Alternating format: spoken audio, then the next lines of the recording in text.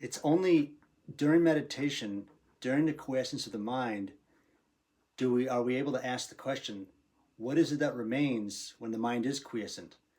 And what remains is awareness, simply awareness. It's not the mind's conjuring or speculation of what awareness is, because the mind has a different idea of what awareness is.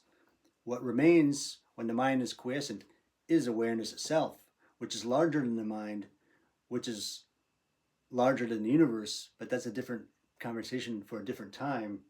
And actually, that's what detachment is. Detachment is when the mind is quiescent.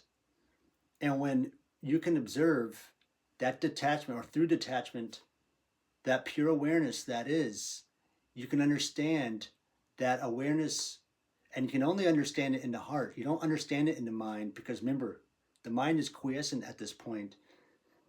So when you understand and you perceive awareness at that level, you understand in your heart, not the mind, that awareness is existence. It's bigger than the universe, and it's also bliss. And when you hear that word bliss, bliss also means love. What keeps it all together is love. So awareness is existence, is love, bliss, and that's all God. That's all, from my perception, that's Siva awareness, because Siva awareness it does mean detachment. It's that silent detachment.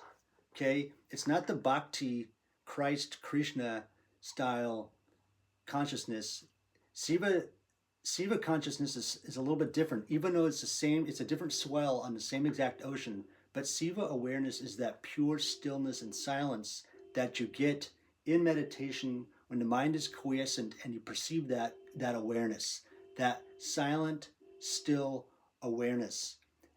And when you see it through that point of view, then you understand what Siva awareness is. So I came out of a meditation and I wrote this down, that it's not in the action, it's in the stillness and silence of the self. But the world gives us the opposite advice. And of course the world gives us the opposite advice. The world would have us believe that there's wisdom in the action, but there is no wisdom in the action. There's only wisdom in the self. And that's not a negative or a pessimistic point of view, by the way, or an opinion. It's an ontological statement that we are awareness, we are existence. We mistake the action for the being, and our being is pure awareness.